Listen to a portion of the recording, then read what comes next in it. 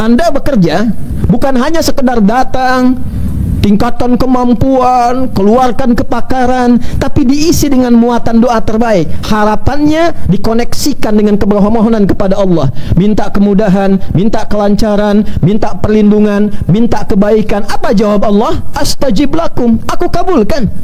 Silahkan Anda cek, hadirin. Tidak ada satupun umat Nabi Muhammad yang ngaji dengan Rasulullah semua profesinya kecuali mereka sukses. Anda boleh cek dengan profesi apapun.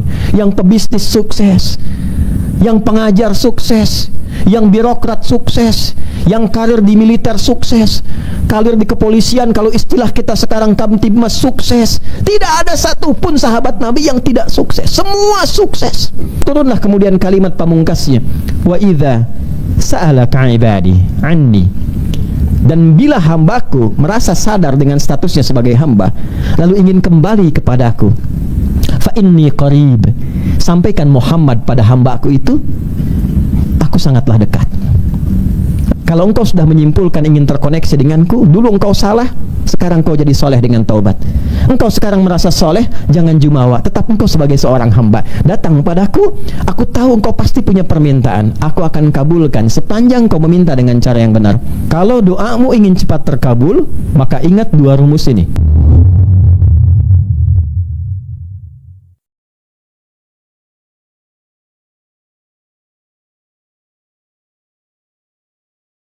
Antara fitrah yang Allah lekatkan pada setiap hamba ketika tercipta adalah fitrah kebertuhanan, yang diantaranya ditunjukkan dengan kebutuhan makhluk terhadap Khalik. Ekspresi akan kebutuhan ini ditampilkanlah dalam apa yang sering kita sebut dengan doa. Maka doa di dalam Islam bukan sekedar gambaran akan ekspresi permohonan, ungkapan kebutuhan dari sosok yang rendah kepada yang tinggi, tapi sekaligus mengkonfirmasi keberhambaan kita dan kebertuhanan kita kepada Allah Subhanahu wa ta'ala. Ketika seseorang berdoa, ini menunjukkan dia adalah makhluk.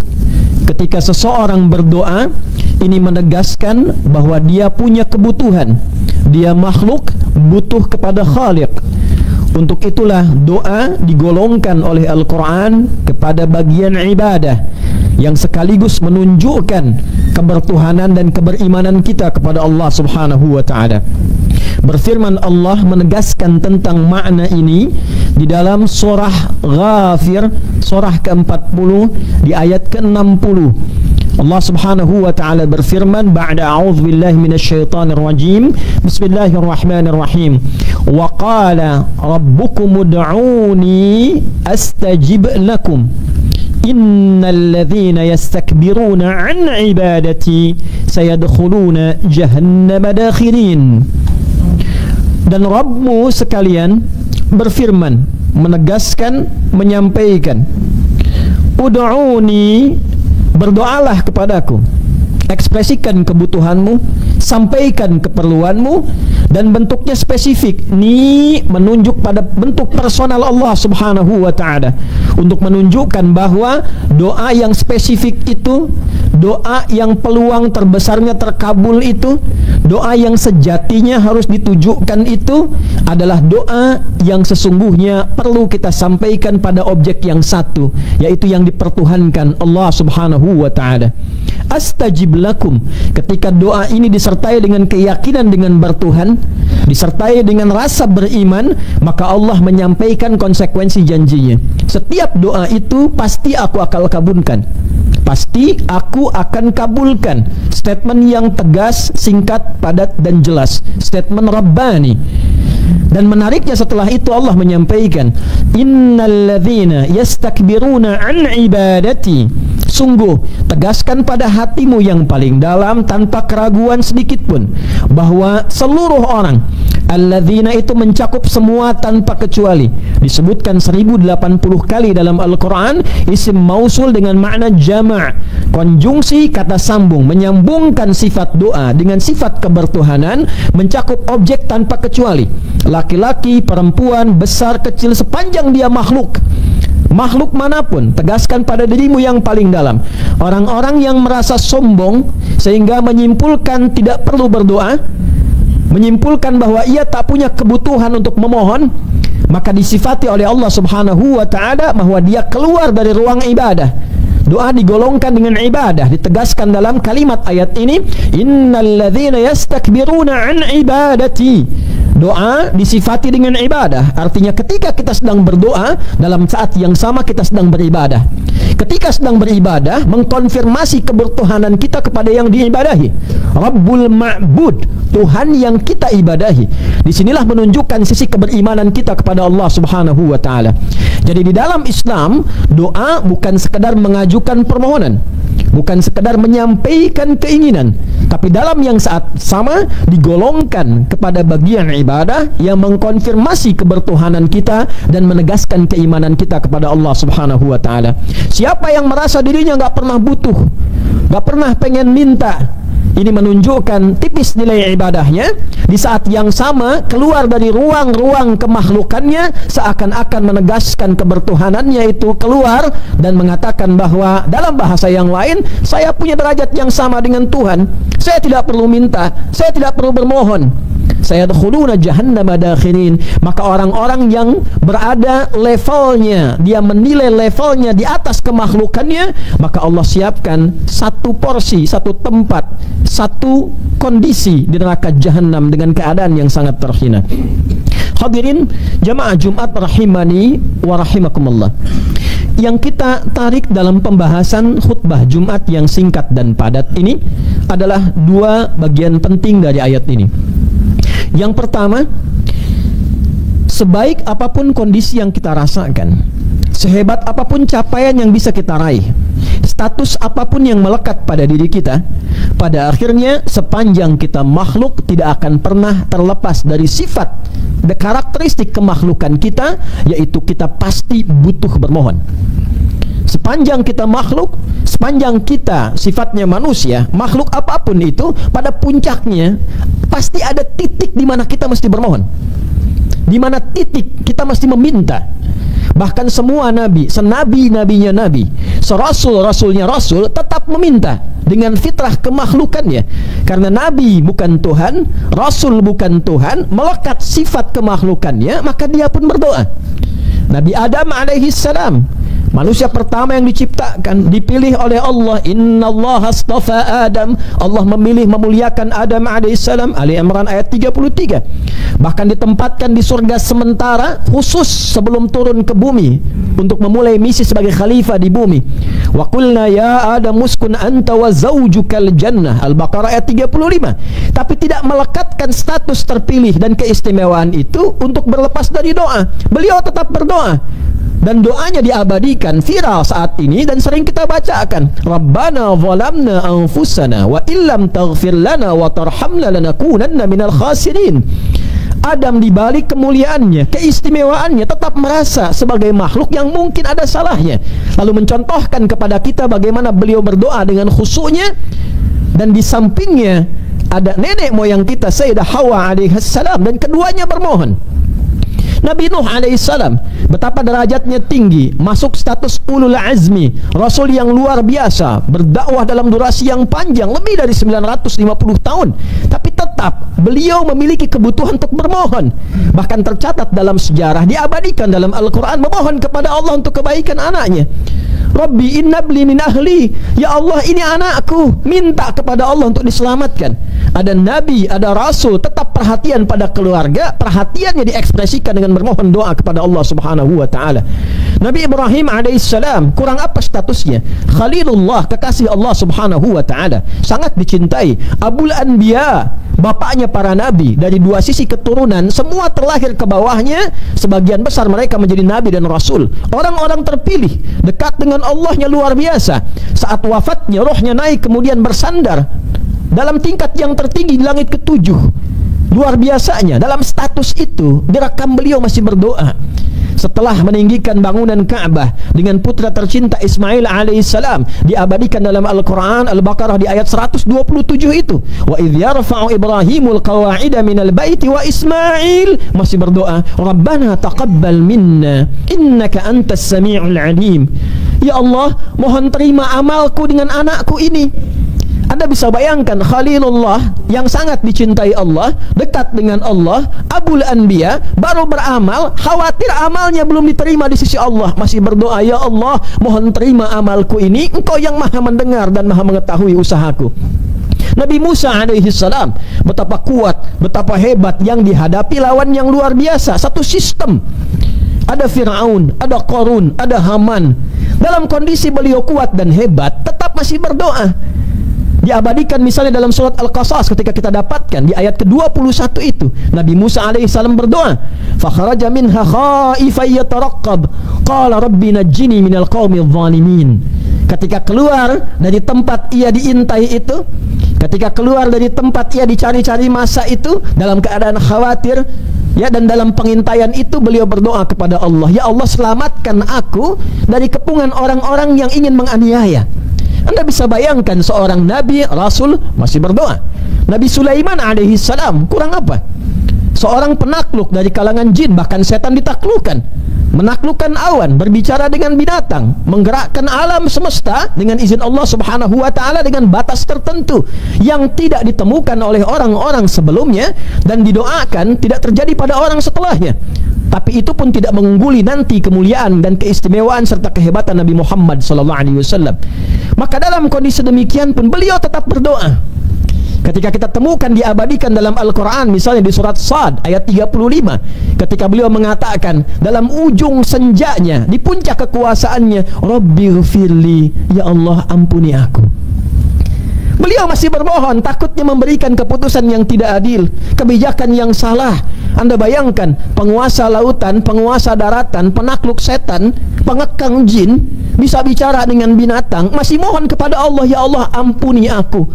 Wahabli mulkan la yambagi li ahadin min ba'di, dan anugerahkan aku, tetapkan kedudukanku ini yang paling tinggi yang tidak diberikan pada setelahku. Innaka antal wahhab, sungguh engkau yang memberi tanpa batasan. Yang didahulukan itu permohonan ampunan dibandingkan kekuasaannya, karena dikhawatirkan punya kuasa yang melahirkan kesalahan dan tidak mendapatkan ampunan Allah subhanahu wa ta'ala. Nabi Isa alaihi salam, luar biasanya mukjizatnya, tangannya dengan izin Allah mengurap menyembuhkan penyakit, dipanggil dengan izin Allah, memanggil dengan izin Allah, biiznillah, yang meninggal kemudian bisa hidup kembali dengan izin Allah, tapi tetap menegaskan bahwa beliau makhluk, beliau bukan Tuhan. Diabadikan di Quran surah Al-Maidah, surat hidangan itu, di ayat ke-114, Allahumma rabbana anzil alaina ma'idatan minas sama' takunu lana 'idan li awwalina wa akhirina wa ayatan mink. Masih bermohon, ya Allah, dengan segala ketawaduanku sebagai makhluk, aku hamba-Mu, murid-muridku minta pembuktian aku sebagai nabi dan rasul. Mereka minta hidangan dari langit, ya Allah turunkan hidangan dari langit sebagai tanda bahwa Engkau Tuhan, aku hamba. Engkau Tuhan, aku Rasul-Mu. Maka diturunkan oleh Allah subhanahu wa ta'ala. Nabi Adam berdoa, Nabi Nuh berdoa, Nabi Ibrahim berdoa, Nabi Musa berdoa, Nabi Isa berdoa, Nabi Ayub diuji dengan sakit berdoa, Nabi Yunus masuk ke perut ikan yang besar berdoa. Nabi Muhammad sallallahu alaihi wasallam mengakumulasi seluruh doa yang disampaikan para nabi, ditunjukkan dalam kehidupan, dipraktekkan dalam kehidupan kita selama 24 jam, sehingga Anda tidak akan pernah menemukan umat di muka bumi yang setiap aktivitasnya beriringan dengan doa kecuali umatnya Nabi Muhammad sallallahu alaihi wasallam. Bangun tidur kita sudah punya doa, berpakaian kita punya doa, makan kita punya doa, doa makan dan setelah makan berbeda doanya, masuk ke toilet kita punya doa, keluar toilet kita punya doa, masuk masjid kita punya doa, keluar masjid kita punya doa. Dulu orang doa terbatas, umat Nabi Muhammad spesial, seluruh bagian aktivitasnya melekat doa di dalamnya untuk mengkonfirmasi bahwa Nabi saking cintanya kepada kita menginginkan setiap aktivitas kita selalu tersambung dengan Allah dan menegaskan bahwa kita adalah makhluk. Jadi semua gerak langkah kita ibadah. Makan jadi ibadah, minum jadi ibadah, bekerja jadi ibadah, berumah tangga jadi ibadah, berpakaian jadi ibadah. Tidak ada satupun kegiatan umat Nabi Muhammad sallallahu alaihi wasallam kecuali di dalamnya terletak nilai-nilai ibadah. Dan menariknya, ketika ini dipraktekkan, seluruh kegiatan dikoneksikan dengan sifat kebertuhanan kita kepada Allah. Apa jawaban Allah? Astajib lakum. Aku akan jawab seluruh harapan dan kemudahanmu. Anda bekerja bukan hanya sekedar datang, tingkatkan kemampuan, keluarkan kepakaran, tapi diisi dengan muatan doa terbaik. Harapannya dikoneksikan dengan permohonan kepada Allah. Minta kemudahan, minta kelancaran, minta perlindungan, minta kebaikan. Apa jawab Allah? Astajib lakum. Aku kabulkan. Aktivitas kehidupan dunia berupa rutinitas yang diiringi dengan doa untuk terkoneksi dengan Allah, maka berubahlah rutinitas menjadi ibadah. Maka jika semua dilakukan karena Allah menjadi ibadah, ibadah itu jangan dipersepsikan dengan hal yang sempit. Hanya sholat saja, tidak saudara. Hanya baca Quran saja, tidak. Spesial umat Nabi Muhammad, semua aktivitasnya ibadah. Dan rahasia di balik itu bukan ingin membebani kita, ringan. Niatkan karena Allah, makan karena Allah, jadi suami karena Allah, jadi ayah karena Allah, bekerja karena Allah. Kalau Anda koneksikan, apa jawaban Allah? Astajib lakum. Semua harapanmu, semua cita-citamu, selama itu baik untuk duniamu dan akhiratmu, pasti aku jawab. Silahkan Anda cek, hadirin. Tidak ada satupun umat Nabi Muhammad yang ngaji dengan Rasulullah, semua profesinya kecuali mereka sukses. Anda boleh cek dengan profesi apapun. Yang pebisnis sukses, yang pengajar sukses, yang birokrat sukses, yang karir di militer sukses, karir di kepolisian, kalau istilah kita sekarang Kamtibmas sukses. Tidak ada satupun sahabat Nabi yang tidak sukses. Semua sukses. Astajib lakum. Sekarang pertanyaannya, sampai kita duduk mendengarkan khutbah ini di Jumat, sudahkah seluruh aktivitas kita menjadi ibadah? Memandang kita ibadah, bicara kita ibadah, mendengar kita ibadah, bekerja kita ibadah. Atau jangan-jangan selama ini semua kegiatan kita hanya rutinitas saja. Lalu setelah kita mendapatkan kesulitan baru keluar minta, ya Allah mudahkan, ya Allah ringankan. Lalu kemudian Anda menyimpulkan, ya Allah kok belum dijawab juga, ya Allah kok belum terkabul juga. Allah tanya balik, Anda minta itu dengan niat ibadah atau bukan? Minta proyek Anda dilancarkan itu niatnya untuk ibadah atau cari dunia semata? Kalau cuma cari dunia, jangankan Anda yang belum beriman pun minta juga. Maka yang berlaku bukan hukum Rabbani, yang berlaku hukum kauni. Hukum kauni itu hukum umum yang Allah lekatkan dalam kehidupan, yang bila dikerjakan hukum Allah berlaku. Contoh, Anda kalau belajar pasti pintar. Jadi untuk pintar tidak diperlukan iman, yang penting Anda belajar serius, Anda pintar. Jangan Anda katakan, ya Allah dia nggak beriman, kenapa pintar? Dia belajar, saudara. Itu namanya hukum kauni. Iman menjadikan kepintaran dibimbing oleh takwa sehingga berkah, itu bedanya. Itu hukum Rabbani. Anda ingin kaya, kaya itu pasangannya bukan iman. Anda kerja keras, Anda serius, Anda benar kerja, Anda kaya. Jangan Anda katakan, ya Allah dia nggak beriman, kenapa kaya? Saudara, dia kerja, dia serius, dia sungguh-sungguh. Allah lekatkan kejujuran, Allah lekatkan di situ keberanian, Allah lekatkan di situ kesungguhan. Itu hukum kauni namanya. Maka ketika dia merasa kesulitan pun dia minta, tapi permintaan dia melekat di hukum kauni. Pertanyaannya, ketika Anda mengatakan beriman, apa beda iman Anda dengan permohonan bagi yang belum beriman?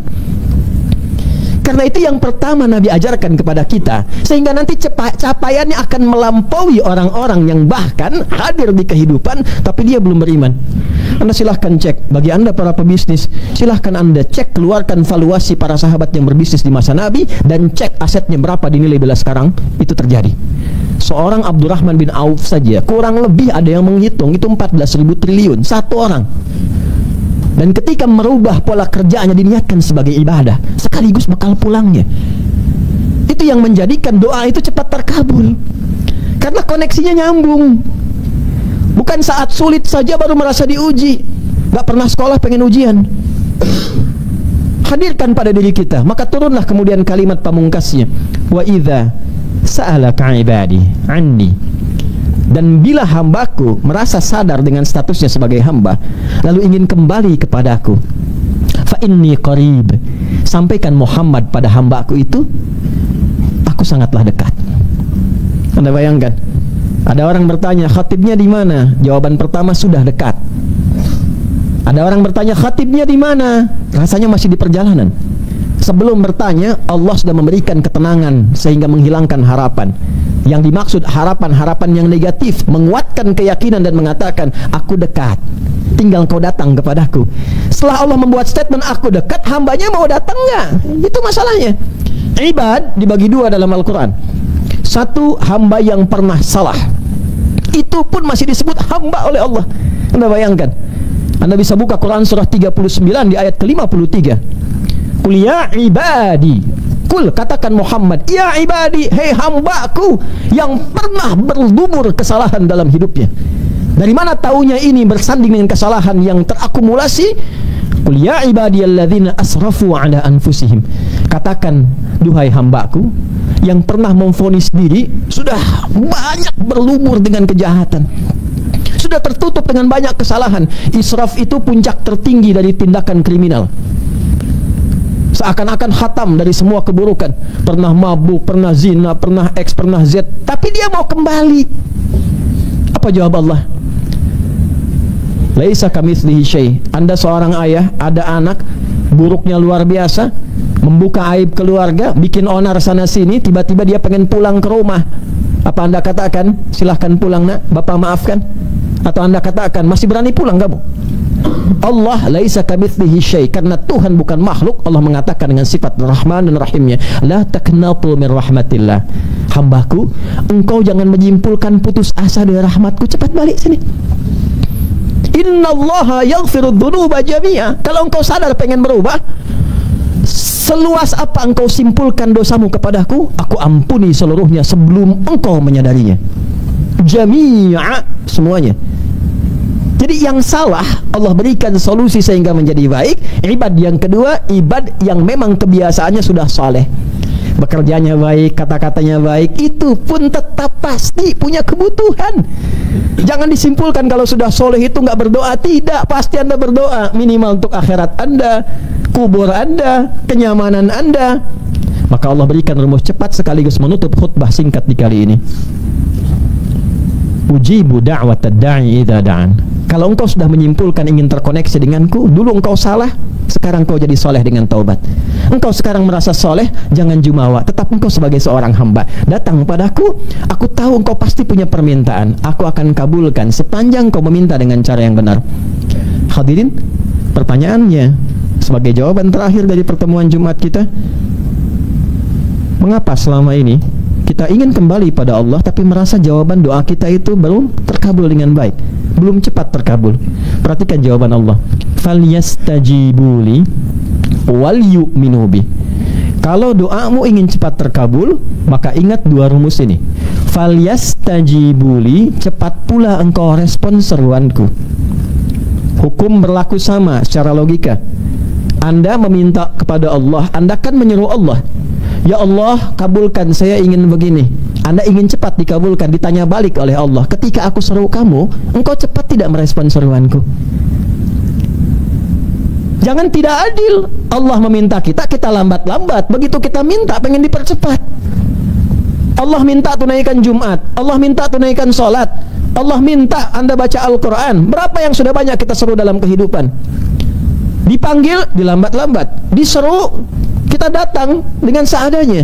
Lalu ketika kita punya kebutuhan, kita menuntut, ya Allah, kurang apa lagi aku minta kepadamu, ditanya balik oleh Allah. Itu pun dengan bahasa sayang, hambaku, waktu aku seru kamu kemana?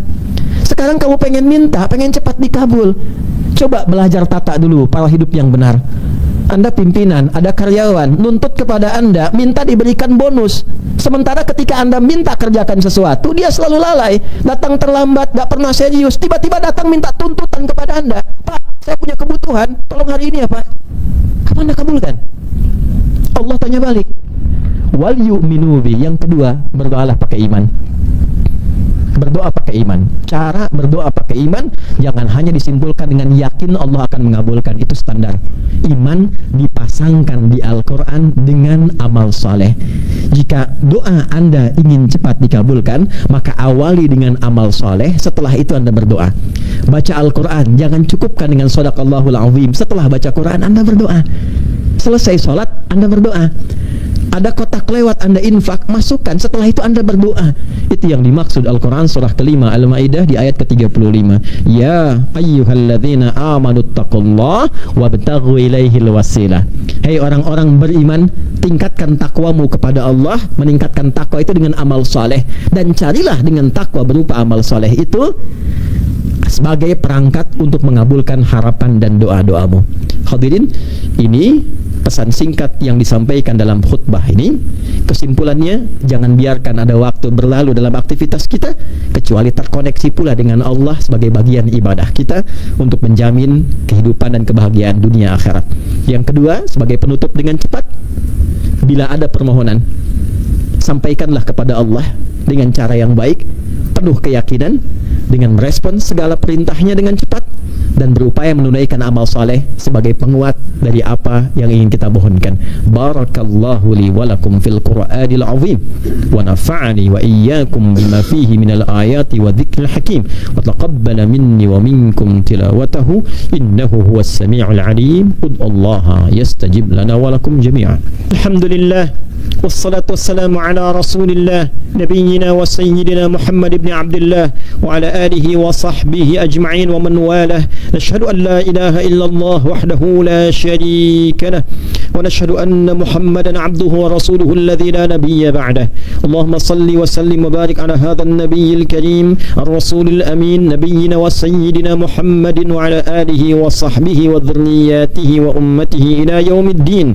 Amma ba'du, fa ya ibadallah ahbaballahi wa ahbab rasulih sallallahu alaihi wasallam, usi nafsi wa iyyakum bitaqwallahi faqad fazal muttaqun fala tamutunna illa wa antum muslimun. Faqala ta'ala ya ayyuhalladzina amanu taqullaha haqqa tuqatih wa la tamutunna illa wa antum muslimun.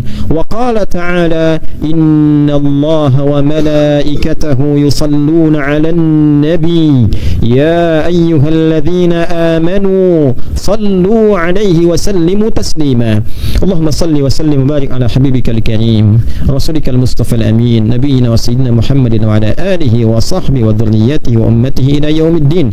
Allahumma ighfir lil muslimina wal muslimat wal mu'minina wal mu'minat al ahya'i minna wal amwat innaka sami'un qaribun mujibu da'wat wa ya qadiyal hajat. Allahumma rabbana la tada' lana fi maqamina hadha dhanban illa ghafartah. Ya Allah, ampuni seluruh jamaah Jumat hari ini ya Allah. Jangan biarkan ada satupun yang datang membawa dosa kecuali Engkau ampuni seluruh dosa-dosanya. Wala hamman illa farajtah, jika ada yang datang membawa kegelisahan tenangkan hatinya ya Allah. Wala asiran illa yassartah, jika ada yang datang membawa kesulitan apapun itu angkat dan hilangkan kesulitannya. Wala maridan illa syafaitah, jika ada yang sakit mohon angkat dan sembuhkan penyakitnya. Wala dainan illa qadaitah, jika ada satu di antara jamaah Jumat yang datang terlilit oleh utang piutang, limpahkan rizki kepadanya untuk melunasi utang-utangnya. Allahumma ya arhamar rahimin ati anfusana taqwaha wa zakkiha anta khairul man zakkaha anta waliyuha maulaha. Ya Allah, bersihkan hati kami, sucikan jiwa kami dari penyakit-penyakit yang kotor, dan beri kami kemampuan untuk selalu menjadikan aktivitas kami tersambung kepadamu sebagai ibadah dalam menaatimu.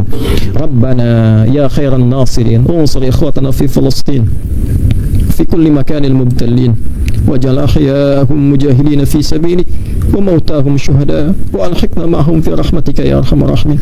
Ya Allah, kami bermohon, ya Allah, anugerahkan pertolongan terbaik-Mu kepada saudara-saudari kami di Palestina dan di setiap tempat yang tengah mengalami musibah. Jadikan yang hidup di antara mereka para pejuang yang tangguh, dan bila pun wafat jadikan mereka syuhada dalam wafatnya, dan sertakan kami dalam kebaikan perjuangan mereka pada nilai kebaikan yang Engkau ridai ya arhamar rahimin. Rabbana atina fid dunya hasanah wa fil akhirati hasanah wa qina adzabannar. Wa sallallahu ala sayyidina Muhammad wa ala alihi wa sahbihi ajma'in wa akhiru da'wana alhamdulillahi rabbil alamin.